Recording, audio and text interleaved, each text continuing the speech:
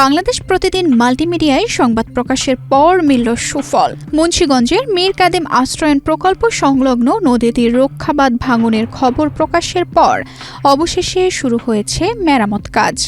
এতে দীর্ঘদিনের আতঙ্ক কাটতে শুরু করেছে আশ্রয়ন প্রকল্পের বাসিন্দাদের। সরকারি খাস জমিতে নির্মিত এই প্রকল্পের ৭৫টি ঘরে প্রায় ৪ বছর ধরে বসবাস করছেন অসহায় দরিদ্র ও ভূমিহীন পরিবারগুলো। কিন্তু অপরিকল্পিত বাঁধ নির্মাণ এবং অসমাপ্ত প্রতিরক্ষা ব্যবস্থাপনার কারণে প্রতিনিয়ত নদী ভাঙনের আতঙ্কে দিন কাটছিল তাদের। গত ৪ জুন বাংলাদেশ প্রতিদিন মাল্টিমিডিয়া প্ল্যাটফর্মে মীর কাদেম আশ্রয়ন প্রকল্প সংলগ্ন নদীটির রক্ষাবাঁধ ভাঙন বিষয়ে একটি প্রতিবেদন প্রচার করা হয়।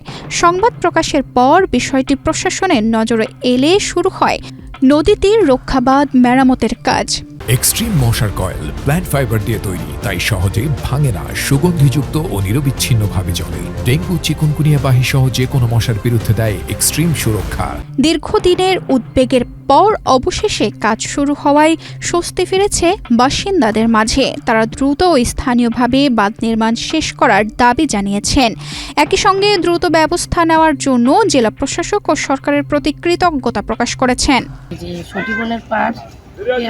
আমার বাড়ি তো আমরা ৩ বছর যাবৎ এই বেড়িবাঁধটার জন্য অনেক চেষ্টা করছি, কর্তৃপক্ষের কাছে বারবার গেছি। এই জন্য আমরা অনেক আশাবাদী ছিলাম আমাদের এটা একদিন হইব, কিন্তু আজকে এটা সফল হয়েছে। এই জন্য আমরা পানি উন্নয়ন বোর্ড এখন যারা আছে উপরে এসে কর্তৃপক্ষরা, ওনাদের সবাইরে ধন্যবাদ জানাই। আমরা চাই এরকম সবাইরই কম বেশি কাজটা হোক, যারা আশায় আছে বা থাকে।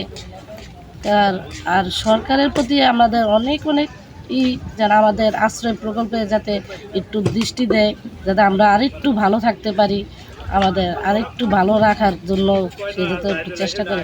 স্থানীয়দের প্রত্যাশা, টেকসইভাবে নদীটির সংরক্ষণের কাজ সম্পন্ন হলে আশ্রয়ন প্রকল্পের শতাধিক মানুষের বসতভিটা রক্ষা পাবে এবং তারা নদী ভাঙনের আতঙ্ক থেকে স্থায়ী মুক্তি পাবে।